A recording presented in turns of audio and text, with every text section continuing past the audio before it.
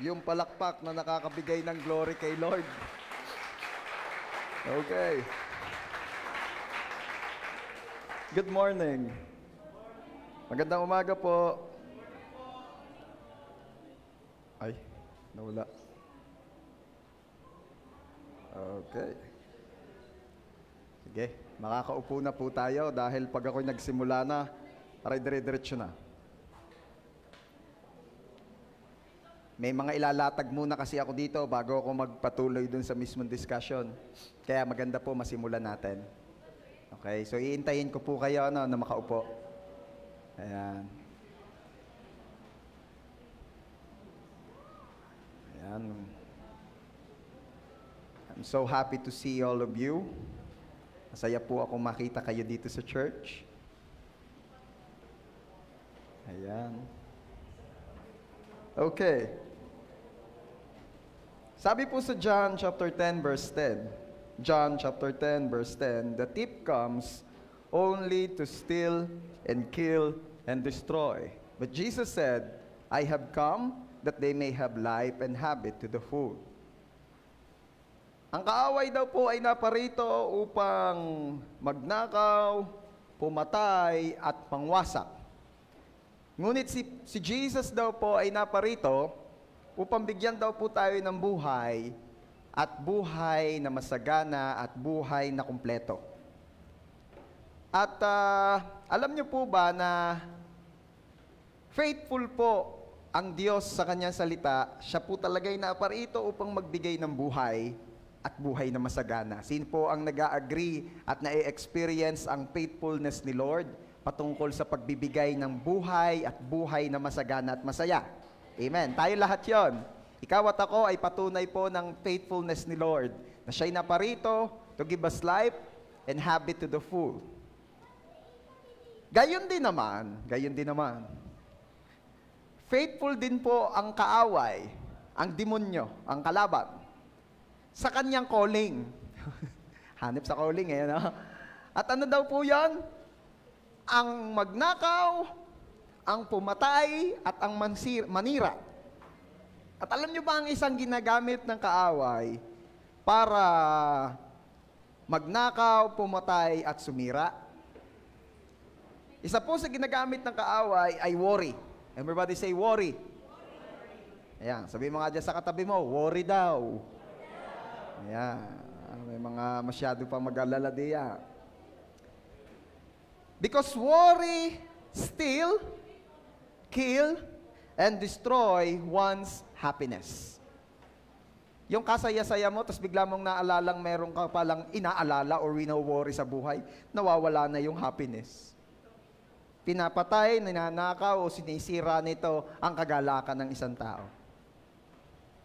And kagaya po nung ating sinasabi kasi kanina during our worship time, we want to give glory to God. Sino po rito nagsasabing gusto mong bigyan ng kapurihan ng Diyos? Gusto mong bigyan ng glory si Lord?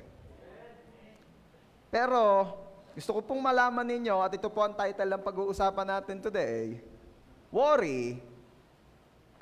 Ano ang title natin? Worry doesn't bring glory. Yan pong pag-aalala ay hindi nakakaluwalhati sa Ama. At atin po yan tatalakayin pag-aaralan ngayong umaga. But before that, let's pray. Father, we love you. We praise you. Lord Jesus, we love you. We worship you. Holy Spirit, we love you.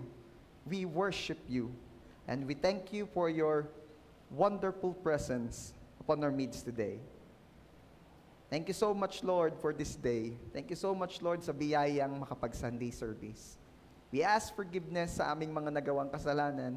Forgive us, O Lord, and cleanse us with your most precious blood.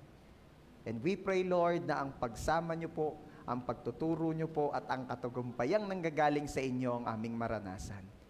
We declare your complete victory, O Lord Jesus, and the defeat of the enemy in Jesus' name. We dedicate to you this day. We dedicate to you this service. Kayo po ang unang-unang mapagpala as we gather, as we do your will, as we talk about your word. At bunga na lang po noon, ma-bless din ang bawat isa. Help us to understand that worry doesn't bring glory to your name. Salamat po, Ama. To you alone all the glory. Ito po ang aming prayer in Jesus' name. Amen. The best po uling palakpak para kay Jesus. Okay. Definition of terms muna po tayo. Wala di yan sa aking PowerPoint. Kasi ito na may parang review na lang. Ano ba yung worry? Ano ba yung pag-aalala? Ito po ay yung pag-aalala. Ito po yung pag-iisip ng sobra. Pagiging concern ng sobra sa mga bagay-bagay sa buhay. Hindi po masama o hindi po or normal po ang mag-alala. Pero ang pag-uusapan natin dito yung chronic na, yung sobra. Okay? At maraming pagkakataon na po na napag-usapan natin or nagkaroon po tayo ng mga topics about worry, but this time, madadaanan o mapapag-usapan po natin, ano ba yung mga main causes or roots? Bakit nga ba ang isang tao ay nag-aalala? At sa biyaya po ng Panginoon, ito ay makikita natin at ma-check natin ang ating mga sarili. Number 1, by the way, ano ba yung mga nagiging reason? Bago tayo magpatuloy, ano yung mga nagiging dahilan bakit ang isang tao ay nag-aalala? Una, yung mga kasinungalingan o exposure ng kasinungalingan. Nag-aalala na mabuking. Yoy! Sabi mo nga dyan sa katabi mo, nag-aalala na mabuking. Diba? Iba po ang sikreto at iba po yung kasinungalingan. May mga sikreto kasi na hindi talaga kailangang mabuking agad o ipaalam sa lahat dahil merong dahilang legit. On the other hand, yung kasinungalingan, yun ang talagang dapat na-expose. At ang isang tao po ay nag-aalala kapag siya ay na-expose. Yung halimbawa, may nililigawan, ang sinasabi ay walang iba, ikaw lamang, pero wag ka, ang dami pala.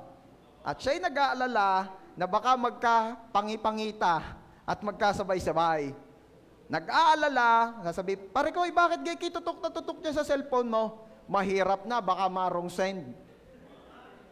Diba? Nag-aalala na mabuking. Okay. Alam niyo ba that telling, keeping, and propagating lies bring worries about being exposed or found out? Yan ang isa sa nagbibigay ng pag-aalala sa isang tao dahil sa kayabangan. Kayabangang pinaninindigan, kasinungalingang pinanindigan, at takot na takot na mabuking o malaman. Sabi nga po sa Numbers 32:23b, you may be sure that your sin will find you out. Makasigurado ka na, sinisigurado na sa atin na yung ating mga kasalanan, ng ating kasinungalingan, niya'y malalaman. Kaya ano ang dapat gawin para maiwasan ng pag-aalala? Live in the truth and live by the truth. Mamuhay tayo sa katotohanan. Yun sa totoo lang. Hindi mo naman kailangang magpanggap. Hindi naman natin kailangang manloko ng kapwa. God can bless you kahit ikaw ay nagpapakatotoo. Yung iba kasi takot na takot magpakatotoo kasi baka hindi siya paboran, baka hindi siya tanggapin. Di ba? Iyon nanliligaw. Napanood ko yun sa isang sining Pilipino Nanliligaw, ang papakilalay mayaman. Opo. Ay di nung sinundo na sa first date may kotse ka ba? Aba, meron yan Wow! Wow, ang ganda! Red na car! Siyempre, ganyan ang mga gusto kong kulay, red. Para, sosyal. O tara na, magde-date na tayo. Inahintayin na tayo doon sa resto na pinareserve ko. Nakoy nakaulan. Ay, nung nakaulan, natanggal ang pinturang pula, ay taxi pala. Taxi pala yung kotse. Things like that. Nag-aalala na baka makaulan, sana'y wag umulan, sana'y wag umulan. Bakit? Kahit naman umulan, okay lang, romantic nga. Yung pala ay, ang kutseng ginamit ay taxi. Ay baka matanggal daw ang pintura. Sabi po sa Ephesians 4:25, therefore each of you must put up falsehood and speak truthfully. Kailangan daw pong tayo ay mabuhay na nang wala ng mga kayabangan, kasinungalingan at pagkukunwari. At kung magsasalita po yun, tunay na lamang. There's a big difference naman po, mga kapatid, doon sa tactful at sa pagiging truthful. Okay? Sabihin mo nga, truthful. Tactful. Ayan. Ano ba yung tactful?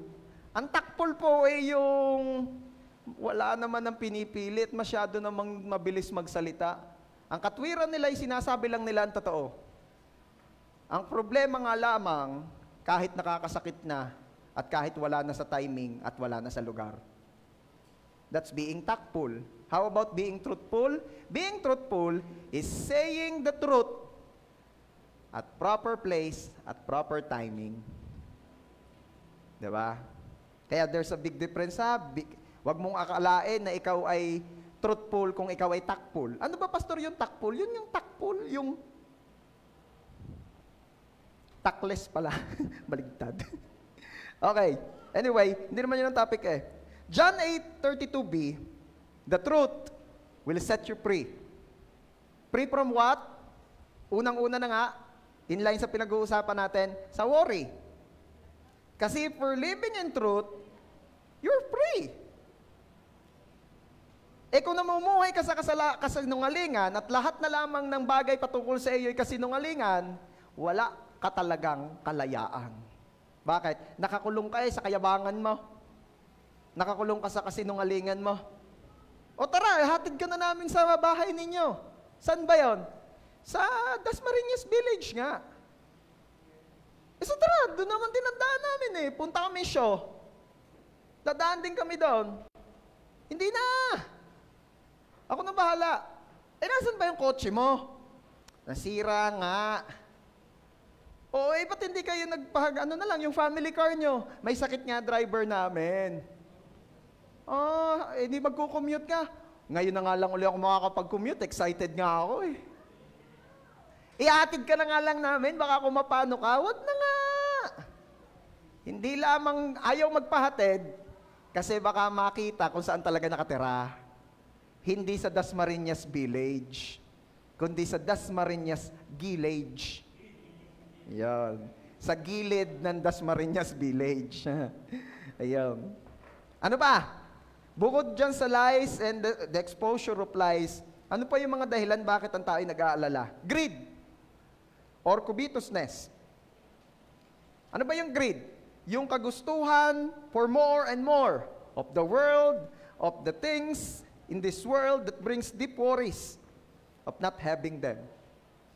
Kasakiman, kagahamanan, yung gusto lahat ng makita'y gusto at gusto magkaroon din siya. Ano? Yan pala ay nakakapagbigay din ng worry sa tao. Tingnan niyo po yung verse. James chapter 4 verses 1 to 3. What causes fights and quarrels among you? Don't they come from your desires that battle within you? Next, you desire but you do not have. So you kill. You covet but you cannot get what you want. So you quarrel and fight. So you do not have because you do not ask God. Verse 3, when you ask, you do not receive. Because you ask with wrong motives, that you may spend what you get on your pleasures. Ano po ang sinasabi diyan sa book of James na yan? Ang mga tao po, kaya nagkakaaway-away, nagkakaproblema, nag-aalala, nang dahil sa kasakiman, nang dahil sa kagahamanan. Hindi makontento. Ang gusto ay lahat ng nakikitang meron ang friend sa Facebook, gusto ay meron din siya. Okay? Minsan pa to the point na kahit di naman na-afford, pinipilit para lang in. Bibili ng mahal ng cellphone, kahit kakaunti naman ang sweldo. Hulugan, kulang pang panghulog.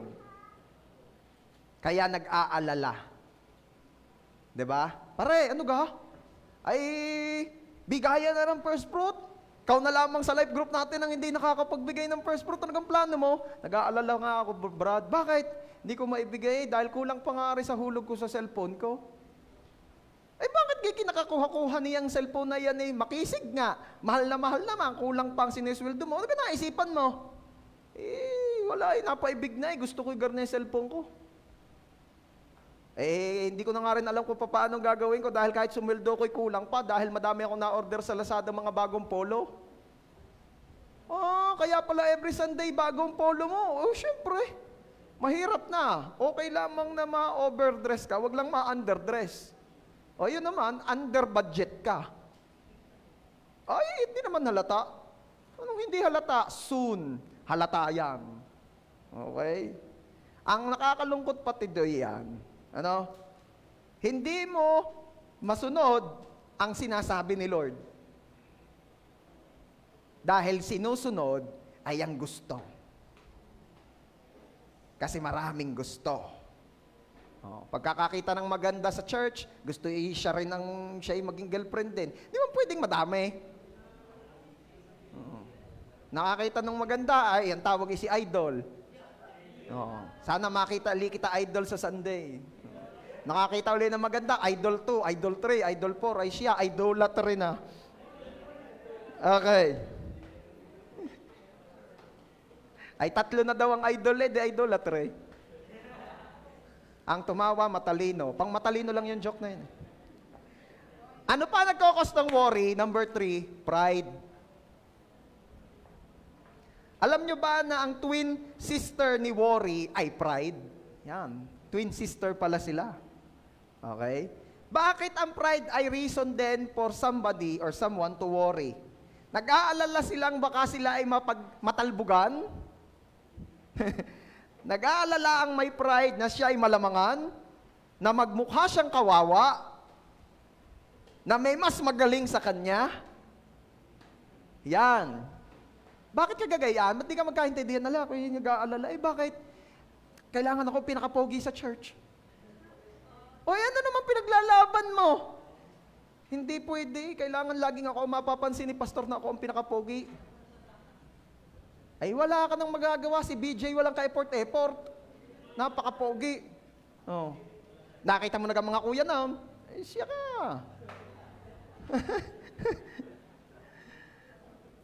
Worried na baka malamangan. That's pride. Worried na, bakit ikaw hindi na nagpapahinga? Ba't kayo nagpapakamatay sa trabaho? Kailangan ako ang pinakamagaling sa opisinang ito. Hindi ikaw na nga ang pinakamagaling.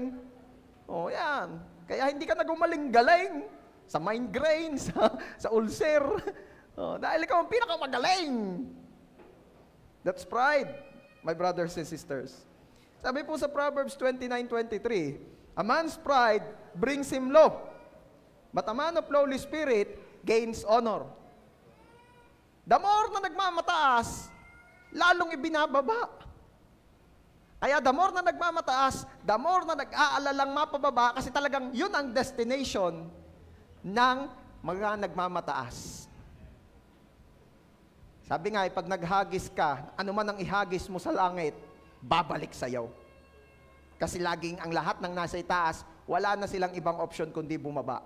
Pero ang mga nasa pinakamababa at nakita yun ng Diyos, wala na ring option ang Diyos kundi itaas. Alam nga namang ibaon ka pa. Ano pa? Isa pa sa nagpapa-worry sa tao ay yung negative form of man-pleasing. Yan. Hindi ba masamang i-please ang tao? Huwag lamang ipi-please mo ng sobra-sobra to the point na mas piniplease mo pa ang tao kaysa sa Diyos. Pag sinabing negative form of man-pleasing, ito po yung obsession of being accepted or recognized by people by means of impressing and pleasing them. At sabi ko nga sa inyo, hindi masama ito Huwag lang sobra. Lalo na kapag we're doing this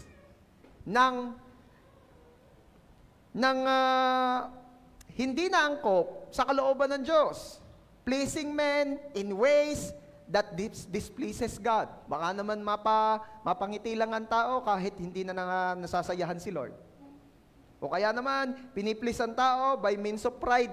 Again, yung sinasabi natin kanina. O kaya naman, pleasing man by means of oppressing other people. Yung pinuput down naman yung iba. O kaya naman ay para lamang maging in ay kung ano-anong ginagawa sa sarili.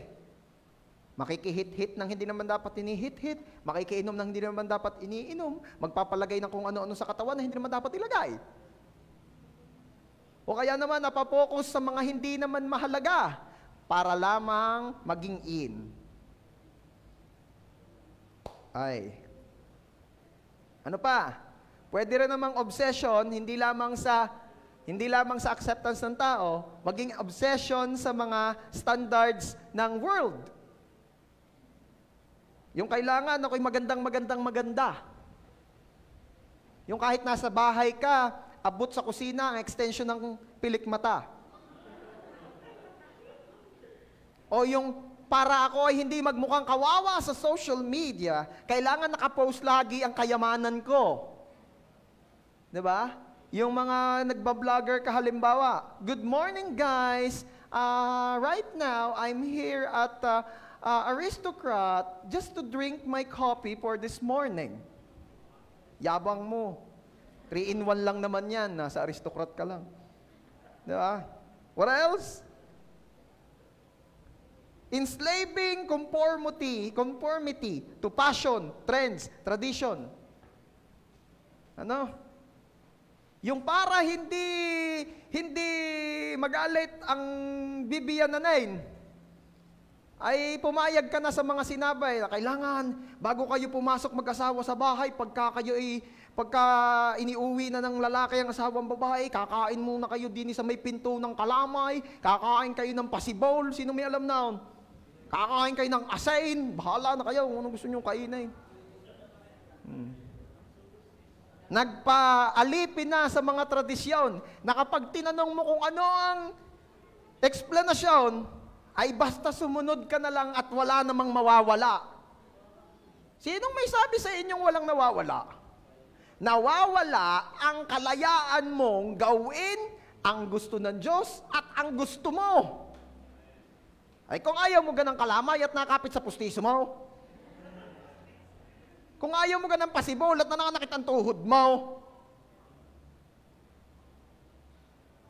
kala nyo walang nawawala. Meron. Pak! Meron nga. Tsaka ito. Galatians chapter 1 verse 10. Am I now trying to win the approval of men or of God? Or am I trying to please men? If I were still trying to please men, I would not be a servant of Christ. Ang servant ni Christ, piniplease si Christ. So if we are pleasing men, therefore, servant ka ng taong piniplease mo. At nakakapagpaalala sa buhay yan. Dahil walang katapusang paghanap, paghabol sa pagtanggap ng tao. Lagi ka nang mag-aalala, what's next? Anong susunod kong gimmick para hindi mawala ang focus ng tao sa akin? Ano ang next kong gagawin para ma-please ko ang tao? Kung noong nakaraan na-please ko sila sa pagkain ng bubog, anong sunod? Anong sunod kong gagawin? Panglima, excessive love for the world. Nakakapagpaalala yan, yung too much attachment sa mga bagay, tao o status, at yung takot na baka mawala sila o baka hindi ma-maintain, yan ay nakakapagpaalala. Nakabili-bili ka noong pandemya ng pagkamahal-mahal na halaman. Kaya hindi ka makaalis-alis at di mo maiwan-iwanan. Nag-aalala kang baka makagat ng guyam. Baka makaligaw ang kambing ng kahanggan. O baka masalesihan ng aking kamars na nabalitaang 50,000 ang bili mo sa halamang iyon. Baka magupitan ng tangkay at maitusok sa harapan nila at nakasuloy. Dilugi ka na, plano mo nga ipagbibili mo yung mga suloy. Come on. Too much attachment. Excessive love for the world. Sabi nga ni Jobit, naway nakakilala kay Lord, kaya magkaka-rest in peace talaga, ay too much love will kill you. Lalo na if you love the world. Too much love to God will not kill you. At tell me, is there too much love for God? Wala. Kasi lahat-lahat ng meron tayo, kahit ano pang gawin mo, kulang pa din kung tutuusin. Kaya walang too much kay God. Sa tao lang meron at sa mundo.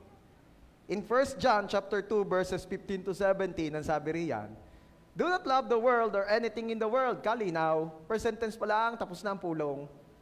Do not love the world or anything in the world. If anyone loves the world, the love of the Father is not in him. For everything in the world, the cravings of the sinful man, the lust of his eyes, and the boasting of what he has, and does, comes not from the Father, but from the world. The world and its desires pass away, but the man who does the will of God lives forever. Ganda. Nakita niyo yan? No wonder, mag-aalala talaga sa buhay yung mamahalin ng sobrang mundo. Dahil yan pala'y mawawalang lahat. Pero ano ang sabi doon sa last sentence of that verse? But the man who does the will of God lives forever. Kaya pala yung tao naman na ang piniplis, minamahalay ang Diyos, ginagawa ay kung ano ay pinagagawa ng Diyos, hindi itong nag-aalala sa buhay. Bakit? Alam niya na siya ay mananatili dahil ang kanyang minamahal at kinakapit at tinatangkilik ay mananatili. And that is the Lord. Kaya pwede ko pa marinig ang palakpak ng mga nagsasabing, si Lord ang mahal ko. Si Lord ang pinakamahal ko. Okay? Naalala niyo yung kinukwento ko sa inyo, bumili ng mahal na aso? Liit naman. Kaya sa halip na yung aso ang nagbabantay sa bumili, ay yung aso ang binabantayan nung bumili? At baka manakaw, kita nyo yun. Kung tutusin, kaya nag-aalaga ng aso, ay para matakot ang magnanakaw. Ay bumili ng mamahaling aso, liit na liit eh. Siya pang nanakawin eh. Pastor, bakit ka naman hindi matatakot ang magnanakaw? Ay aso yun. Ay aso nga, liit na liit. Naman tahulin, nya. Ikaw gawin matatakot doon.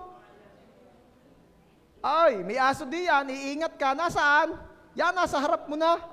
Ariga? Oo, abay. Ano ka rin, tuta? Abay, 2 taon na yan. Natahol ka rin. Oo, kanina pa, hindi mo ka rinig. Nya. Naman na eh. Pag dadalhin mo pa sa Maynila at doon mo alagaan, matatakot ka lalo eh. Baka makain na ng mga daga doon. Yung malaki pa ang daga. Bakit pa nag-aalala ang tao? Pang-anim, bad seeds. Sabihin mo nga, bad seeds. Yung naririyan sa PowerPoint, makikipindot ho. Salamat. Bad seeds. Sabihin mo nga, bad seeds. O yung mga masasamang binhi. Alam naman na natin ang prinsipyo ng Diyos eh. Diba? We cannot mock God. Kung ano ang iyong tinanim, yun ang iyong aanihin. Nag-aalala ang tao pag alam niyang may mga binhi siyang masama. Kasi alam niya na soon, aani siya ng masama. Alam nga namang nagtanim ka ng papaya, magiging bungay mangga. Sino hong nakapagtanim na ng gayaw? Nagtanim ng papaya, bay nung bumungay, kakao. Kala mo'y papaya nung mura, ay bay nalaki na ang ulubot. Hello? Kaya nag-aalala ang tao kasi alam niyang may ginawa siyang masama. At aani siya ng masama. At yung nakakapagpaalala, sabi po sa Proverbs 22:8, he who sows wickedness reaps trouble.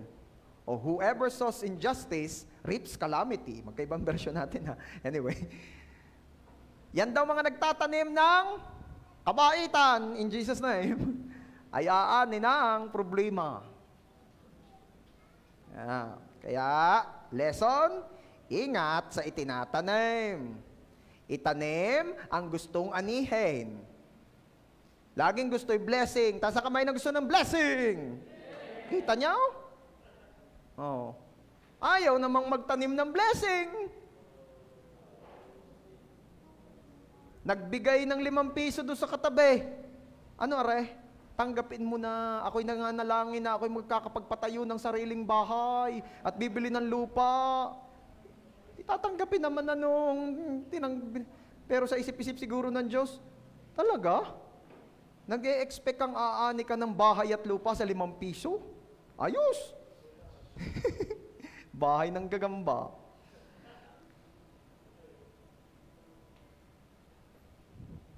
Galatians chapter 6 verse 7. Ano na yung sinabi ko kanina? Do not be deceived.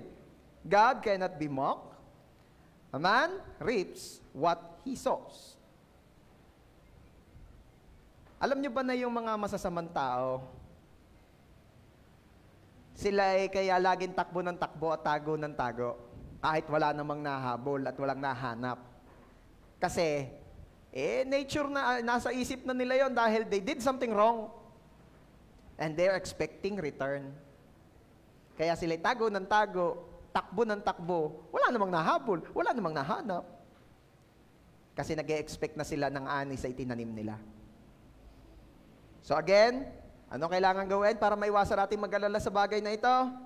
Plant what you want to harvest. Magtanim ka kung anong gusto mong anihin. Sabihin mo nga dyan sa katabi mo, partner, kung may pagkakataon pa na bunutin ang mga maling punla, bunot-bunutin na bago bumunga at umani ka. Anong sabi ng katabi mo? Sabi nung isa, siya sige. Kakausapin ko na lang ulit yung mangkukulam. Ha? Ano mangkukulam? Pinakulam kita, Brad. Pinakulam ako? Pambira ka naman. Bakit mo naman ako pinakulam? Nasabi ko na sa iyo yung wag mong tatalunin ng kapatid ko. Ay, bakit? Kachat na ako. Ay, kinulam, pinakulam pala. Ay, siya. Paano mo naman nalaman ako yan? Idol ang pangalan ko doon. Kasi sinong isa, sabi nang wag ipaalam kay pastor at laging akong titirahin. Yan. Yung inyong sekreto ay hindi safe sa akin. Wag mong lingunin at nang di mahalata. Pag nilingon may makikilala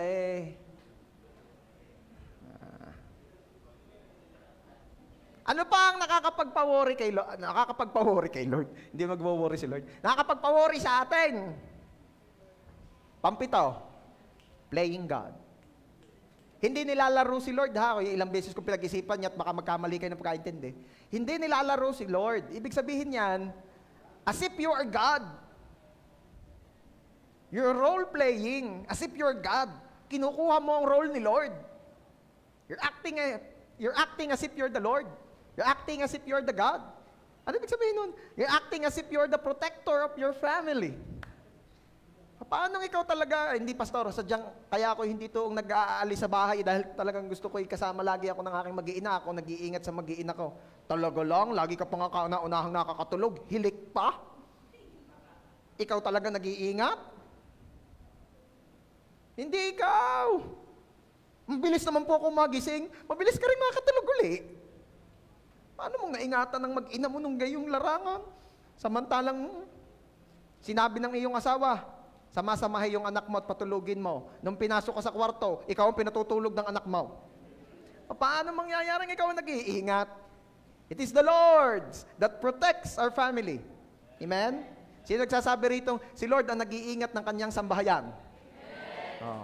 Sige, palakpakan natin si Lord. Pero kapatid, the moment na pinilit mong agawin ang role ni Lord sa pag-iingat sa pamilya mo, mag-aalala ka talaga. Ay, hindi ka naman omniscient. Ano ba ibig sabihin ng omniscient? All-knowing. Hindi mo naman alam lahat Mag-aalala ka doon sa hindi mo alam. Di ba? Paano kung first time mo talaga lamang nagpalit ng diaper, paano garay? Naku po, ano garay? Umihi, naku. Umuupa, naku, nagsabay-sabay na pa, paano kang gagawin ko din Mag-aalala ka na. O kaya mga nagkasakit na hindi mo maintindihan, kailangan ng gamot. Hindi ka omniscient. Si Lord lang omniscient. What else? Si Lord omnipresent. Omnipresent. Okay? Omnipotent. Sa madaling salita, hindi natin kaya yun. Mag-aalala ka talaga. What else? Mag-aalala ang tao pag inakala niyang siya ang provider. Kaya kayod kalabaw. Nung nakaraan, hindi ko masyadong namasakyan yung kayod marino eh. Nung nakakapagkwento sa akin si Ken, naintindihan ko na kung ano yung kayod marino. Para na rin kalabaw. Galing pa ang kalabaw, may pahinga. Okay. Kaya pag umuwi at nagbakasyon si Ken, ha, baka naman ng mga hirit agad ninyo, ay, size ng paa ko bradiga rin eh, ha? Ay, yung t-shirt na ano, ha, gaya. Oo, gayon, papahingahin nyo naman. I-treat natin pag nakauwi. Oo. Ating dadalhin sa spa, ating dadalhin sa mamasahihan. Yung lalaki na nagmamasahe, baka magalit si Claude pagka. Di ka?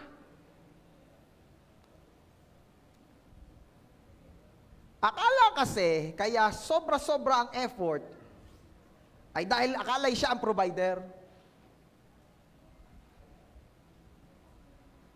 Pero ang totoo is si Lord. Kasi the moment na kinuha mo ang role ng pagiging provider talaga, believe me, mag-aalala ka.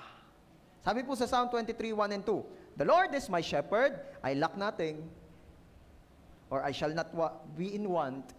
He makes me lie down in green pastures. He leads me beside quiet waters." Ano ba ibig sabihin niya? Si Lord ang nagpo-provide. Si Lord ang nag-iingat. Amen? Huwag mo agaawin. Ang posisyon, di mo kaya. Mag-aalala ka lang. Taas ang kamay ng mga tatay, o mga nanay, o mga magulang. Nagkakaintindihan na tayo dito? Si Lord ang nag-iingat. Si Lord ang nagpo-provide. Pero hindi naman po nangangahulugang tatambay ka na. Ala, si Lord naman pala ang provider siya. Makatulog. Ay, si Lord naman pala nag-iingat. Diyan ka na. Ay, yung iyong anak nasa tabi ng kalsada. Hoy, ano gayaan? Pinabayaan mo na yung anak mo. Si Lord ang nag-iingat. Hindi gayon. Baka naman ma-extreme tayo. Ang ibig lang sabihin ko, yung kaya mong gawin, do it. Yung hindi mo na kaya, huwag mo nang problemahin. Huwag mo nang alalahanin. Baka may mga magulang dito hindi na makakatulog kasi iniisip mo kung paano magka-college ang anak mo. Preparatory pa lang. Yung prep pa lang yung anak mo, hindi ka na makakatulog, iniisip mo paano magka-college ang anak natin. Prep pa lang? Sobra ka naman. O yung, Brad, ano ga? Ba't hindi ka makapokus sa review exam na mamaya? Inaalala ko ang future namin ano? Ha? Ano ba future na sinasabi mo? Ni hindi nga alam na crush mo. Basta inaalala ko na paano ga kami magpapakasal sa ng venue, sa nakukuha ng panggastos. Alam na ga? Hindi pa nga. Inyo ko po naman. Sobra naman, sobra. Sabi mo nga dyan sa katabi mo, partner. Si Lord ang magpo-provide. Kung mukhang kakasalin niyang katabi mo, sabihin mo, partner, huwag nang mag-alala. Si Lord ang magpo-provide. Yung mga gagraduate ng high school or senior high at magka-college, sabihin mo, partner, huwag nang mag-alala. Si Lord ang magpo-provide. Sabi nung katabi, hindi naman ako nag-aalala sa provision yung grades ang inaalala ko.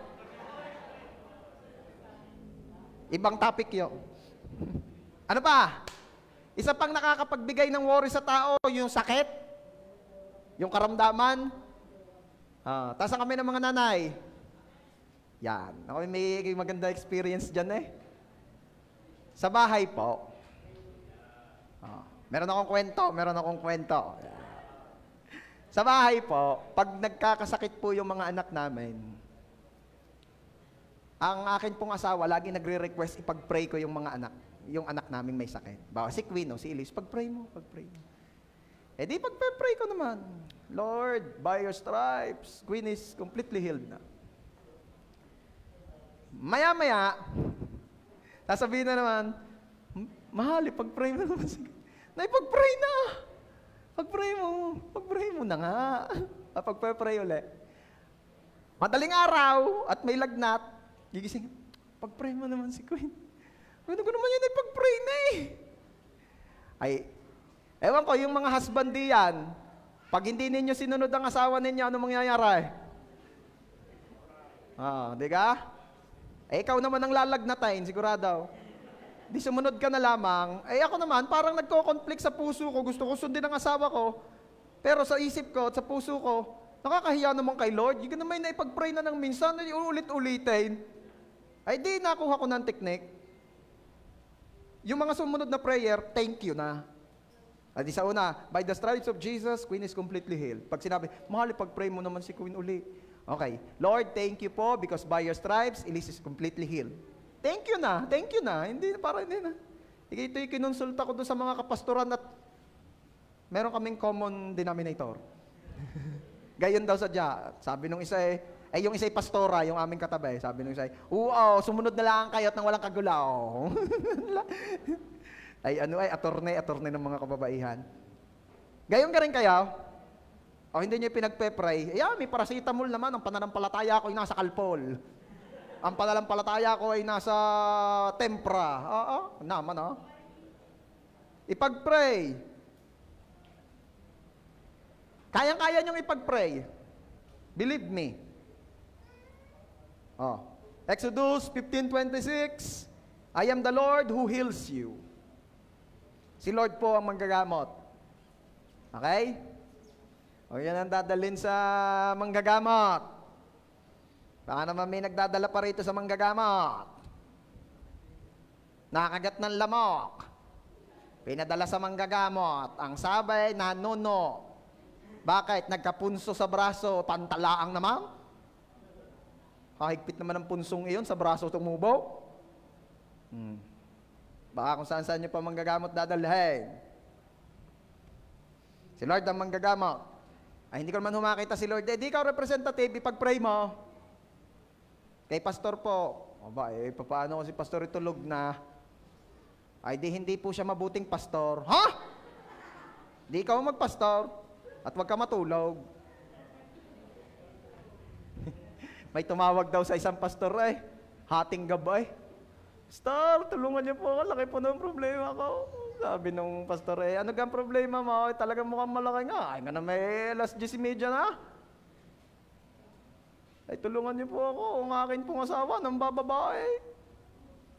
Kailan pa gayaan? Matagal na po. Matagal na pala. Pagpabukas na natin yan.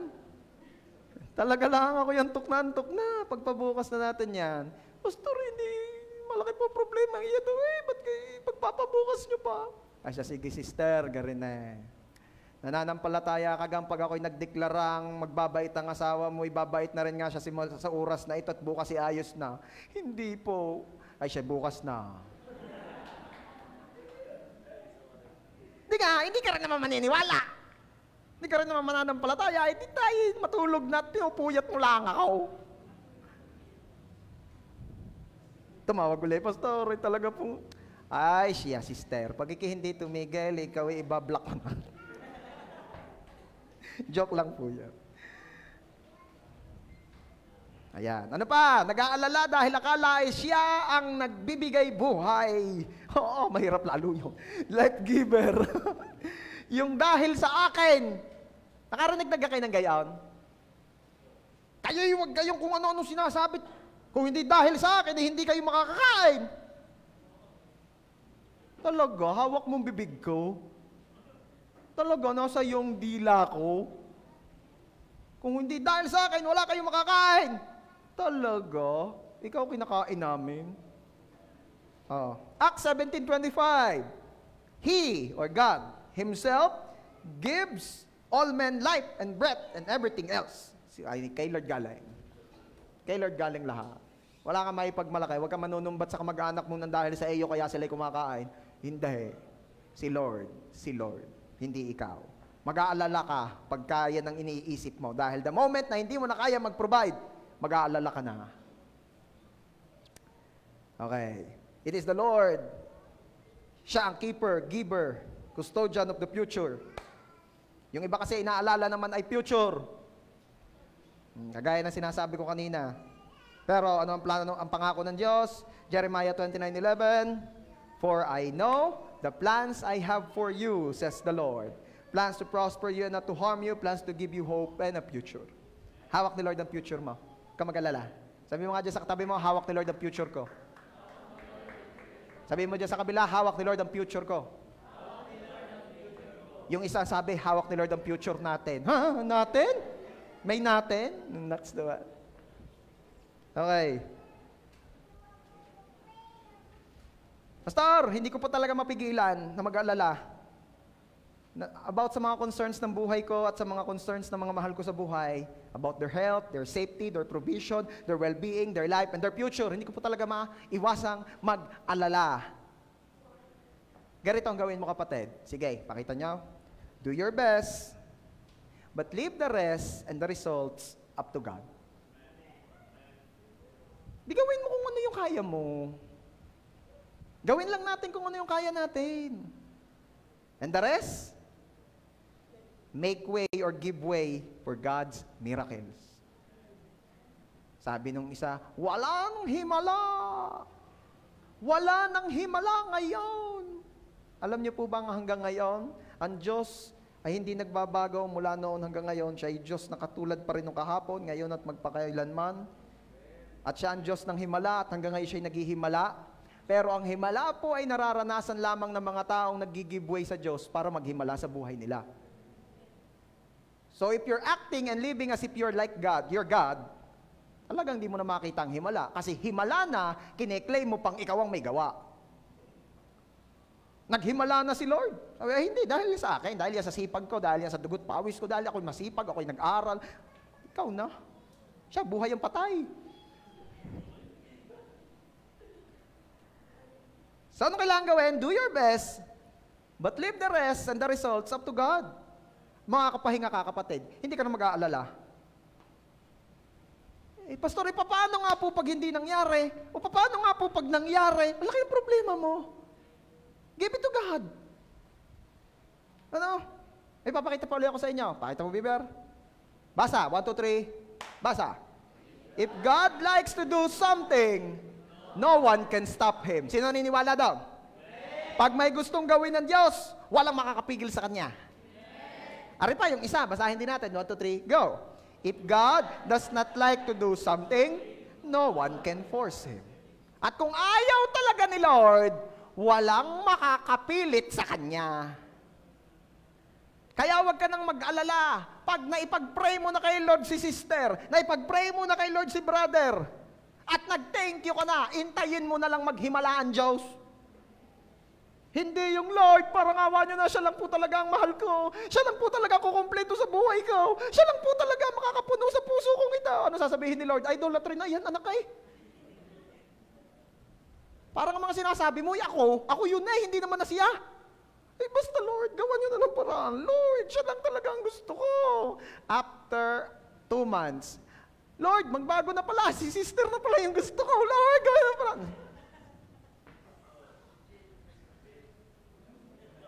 Ako hindi na nabanggit ng pangalan ko, nadala. Kaya, pag gusto ni Lord, walang makakapigil sa Kanya. Pag ayaw ni Lord, walang makakapilit sa Kanya. Kung gayon din lang naman pala, it will set you free sa pag-aalala at sa pagpipilit sa buhay. Do your best, do what you can do, then the rest, and yung magiging result, leave it to God. Narin pa kayo? Palakpakan ng the best si Lord ng mga hindi na nag-aalala. Diba? Ako kaya ay mapopromote, just do your best. Promotion doesn't come from the east or from the west, it comes from the Lord. Kung gusto ni Lord, walang makakapigil ng promotion mo. Kung ayaw ni Lord, wala rin makakapilit sa Kanya. Magugustuhan o masasagutin kaya ako ni sister, ako kayo liligawan ni brother? Do your part. Ano po yung pastor, liligawan ko po si brother? Hindi, maghintay ka, manalangin.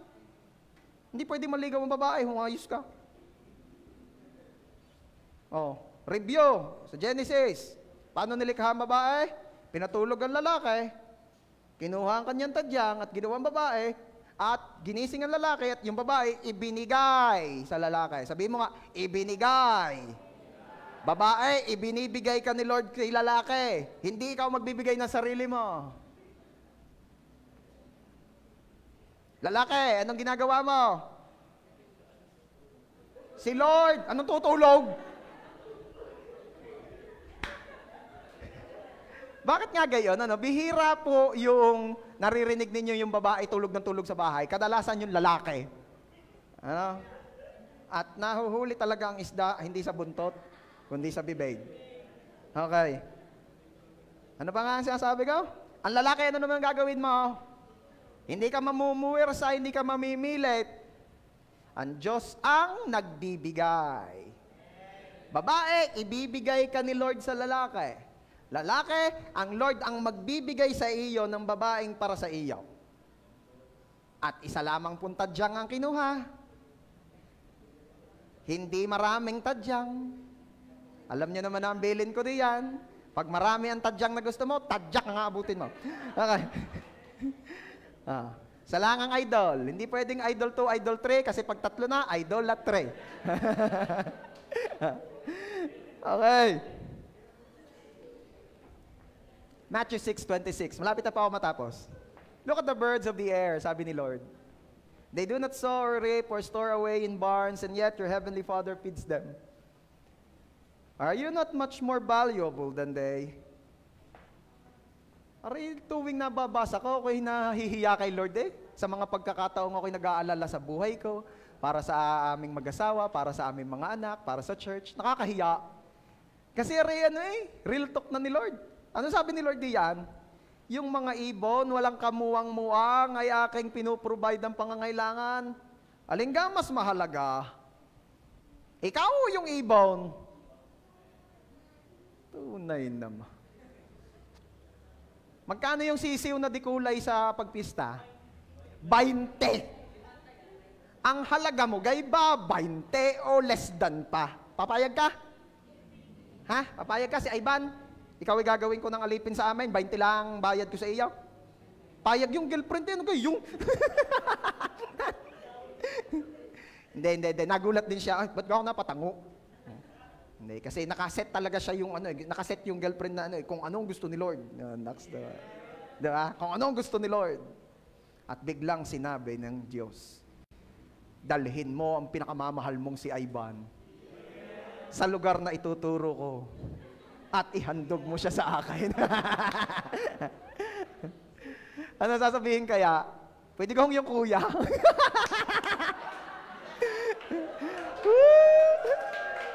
Love you, Jom. Namimiss na kita. Ikiyumatin na uli. Nahanap kita. Okay. Kita nyo yun. Tuwi na lamang mag-aalala ka, ipapakita ng Diyos sa iyong ibon. Yung lalabas ka ng iyong bahay at nag-aalala ka, biglang papakita ng Lord sa iyo may 2 ibon na nakadapo sa kable ng kuryente. At sasabihin ng Diyos sa iyo, kita mo yung mga ibon na yan, nakatungtong sa kable ng kuryente, hindi nag-aalala sa buhay. Samantalang ikaw, kaya lumabas ng bahay, nag-aalala ka, kasi bayaran na ng kuryente. Yung mga yan, nakatungtong lamang. Under nila ang kuryente, hindi nag-aalala. Ikaw, hindi mapakali, magbabayad ng kuryente. At nag-uusap na yung 2 ibon. Sabi nung isa,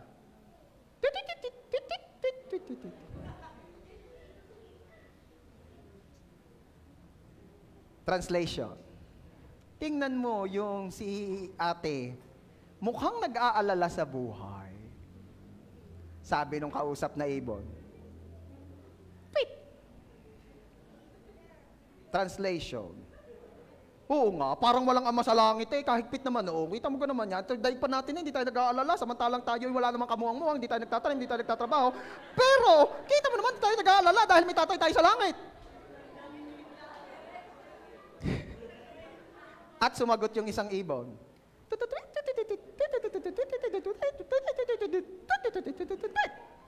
Translation. Oo nga. Ano lesson doon? Ang mga tao palang nag-aalala ay pinagchichismisan ng mga ibon. Kaya paglabas ninyo dito mamaya, nakakita kayo ng 2 ibon, tigilan nyo ng mag-alala. Pigilan nyo ng mag-alala at baka marites ka ng mga maya. Do not worry about provision because God will provide. God will provide sa pag-aaral ng mga anak mo. God will provide para sa mga bills mo. God will provide para sa future mo. God will provide. Bakit? Kasi siya yung tatay at ang nature ng tatay is to provide. Nag-uusap kami ni Carlo, tuwing kami magkita niyan, hindi mawawala sa kwentuhan namin yung pagpo-provide sa pamilya, tapos ang dulo, si Lord nagpo-provide. Talong niya, wala, laging iyon. Mag-uusap kami ng mga kung ano, kulitan, mamaya iyon na, pag provision, tas ang dulo, si Lord po talaga ang provider. O, di tapos ang pulong, naluwalhati si Lord.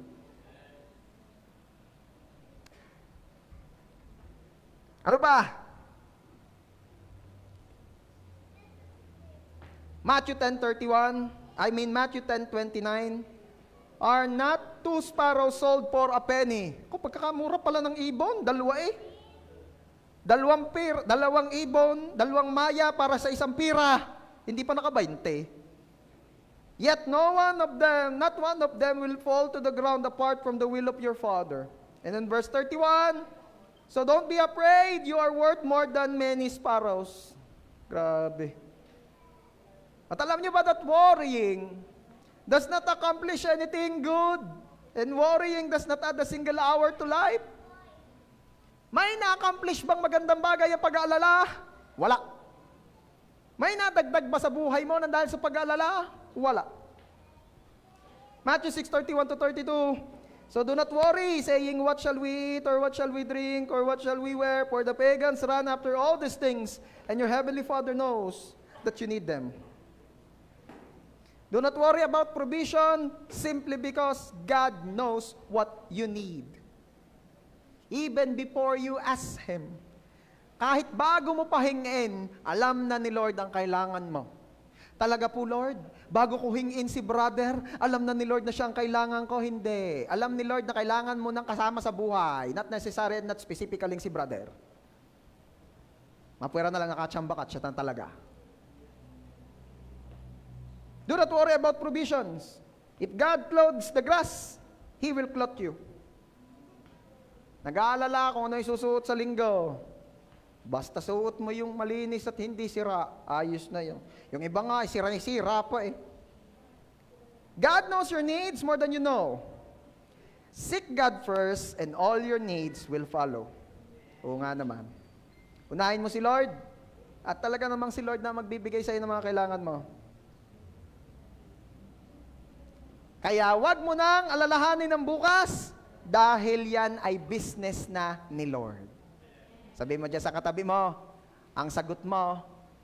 Sige, sabihin mo dyan sa katabi mo, ang sagot mo ay yung kaya mo, yung alam mo, yung abot ng isip mo, yung abot ng kaya mo.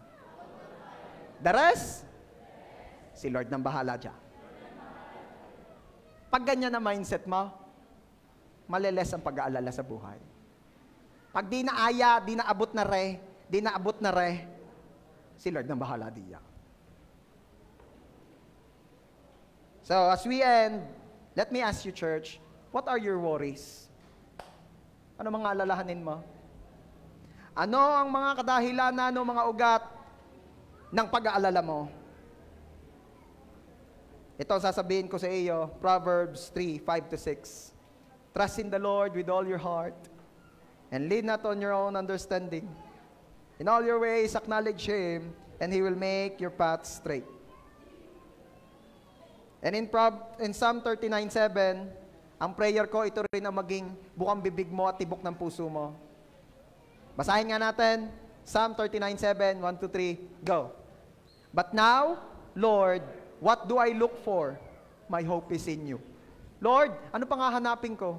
Ang pag-asa ko'y nasa iyo. Ano pang hahanapin ko? Ano pang ipag-aalala ko? Ang pag-asa ko'y nasa iyo. At kung nag-aalala ka pa rin, papaano po ako pag ako'y humaba pa ang buhay, wala naman akong say sa buhay, o papaano po ang mga mahal ko sa buhay pag ako'y namatay, papaano po ako, kung kaya gay masisinop ng pamilya ko, ay tunay naman mga pag-aalalang yan, walang katapusan. Our last verse for today, in Romans 14:8, if we live for the Lord. If we die to the Lord. So whether we live or die, we belong to the Lord. Kita naman ninyo, ang wisdom ng Lord na nilagay sa Bible, ay kung mabuhay, ay di Diyos ang bahala.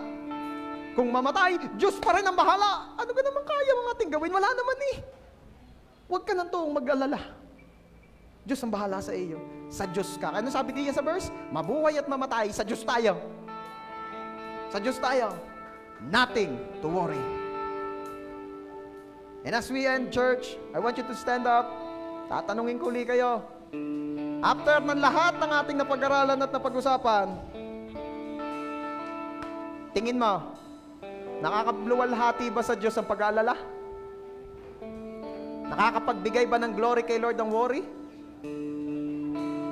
Nakakapagpangiti ba kay Lord yung pag-aalala?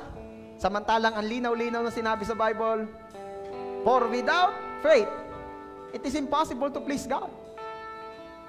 Kung walang pananampalataya, imposibleng mapangiti ang Diyos, mabigyan ng kaluwalhatian ng Diyos. And we all know that faith and worry ay hindi pwedeng magsama. So mamili, mananatili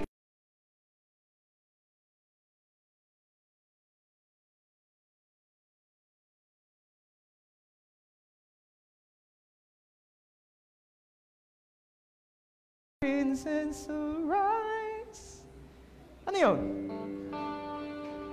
Ay, pastor, ano nga gaho yun? Incense lang. Alam ko dyan, incense. Araw at gabi, gabi at araw ay merong insensong sinusunog. May handog. Yun ang na-imagine ko dyan, may handog.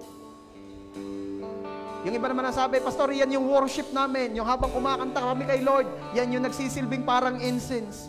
Day and night, night and day, ang worship namin para kay Lord. Meron pa akong isang nakikita tungkol diyan, sasabihin ko sa inyo ngayon.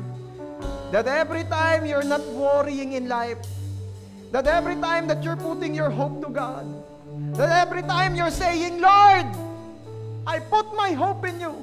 What I am looking for, my hope is in you. Every time na sinasabi mo, Lord, I believe in you.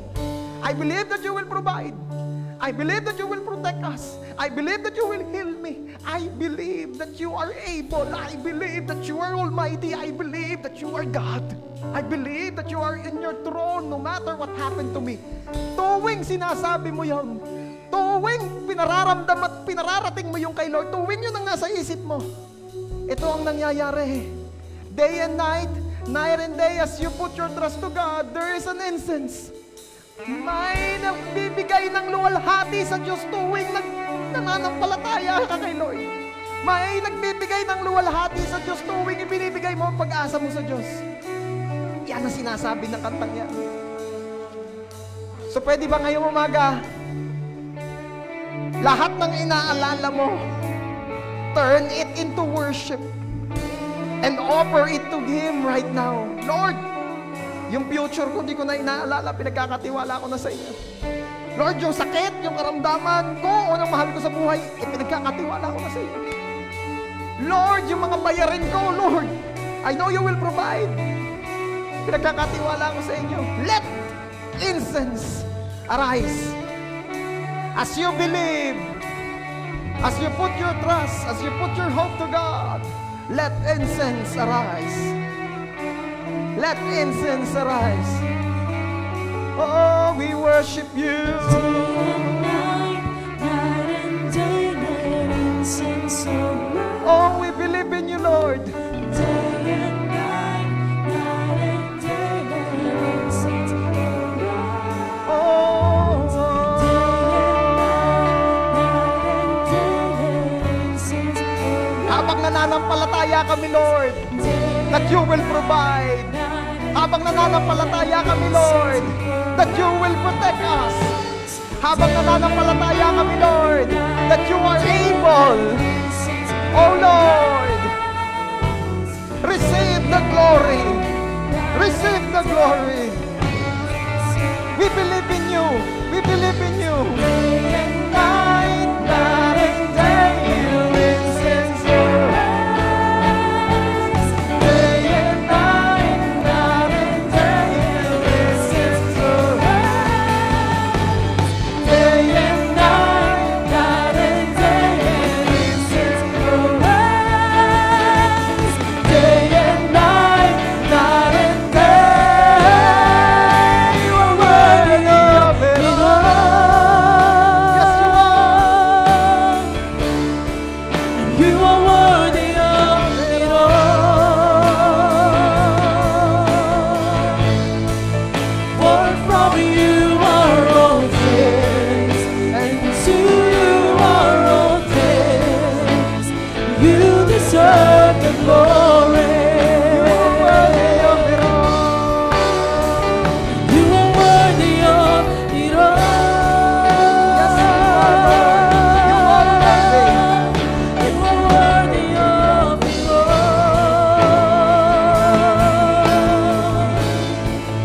For from you are all things, and to you are all things. You deserve the glory. Let the people of God sing. You are worthy of it all. Yes, you are, Lord. You are worthy. You are worthy of it all.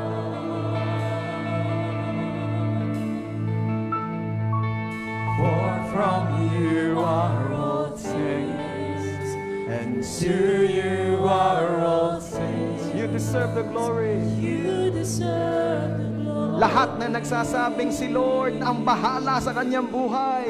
Misan pa, you are worthy of it all. You are worthy, Lord. You are worthy, Lord. You are worthy of it all.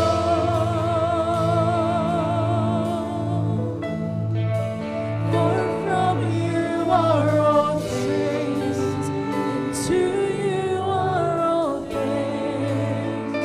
You deserve the glory. Minsan pa, pwede ba i-offer mo kay Lord ngayon ang iyong pananampalataya sa Kanya as we sing? Day and night, night and day, you incense arise. Day and night, night and day, let incense arise. Lord, ino-offer namin sa inyo ang aming future. Lord, ino-offer namin sa inyo ang aming present. Lord, ino-offer namin sa inyo ang aming family, ang aming lahat, ang lahat sa amin. Oh, day and night, night and day, incense arise. Day and night, night and day, incense arise. Day and night, night and day, incense arise. Day and night, night and day. For the last time, come on. All worthy. You are worthy of it all. You are worthy of it all. Yes, you are. For from you are all things, and to you are all things. You deserve the glory. For from you are all things, and to you are all things. You deserve the glory. For from you are all things, and to you are all things. You deserve the glory. Come on, bring glory to God. Come on, give glory to God. Come on. As we put our trust, our hope to the living God, come on, give Him the glory. Itaas mo ang Diyos. At itinataas mo ang Diyos tuwing sinasabi mong asang-asa ka sa Kanya. Itinataas mo ang Diyos tuwing sinasabi mong asang-asa ako sa iyo, Lord. Oh, we give you glory, we give you glory. Lord, kami po ay asang-asa sa inyo. Kami po ay nagtitiwala sa inyo. Lord, hindi po kami na mag-aalala ng sobra sa buhay because we believe that you are good, you love us, you are able, you will protect us, you will provide. Thank you, Lord. This is our prayer. In Jesus' name. Amen. Praise God. Sige pa, maaari na po tayo makaupo.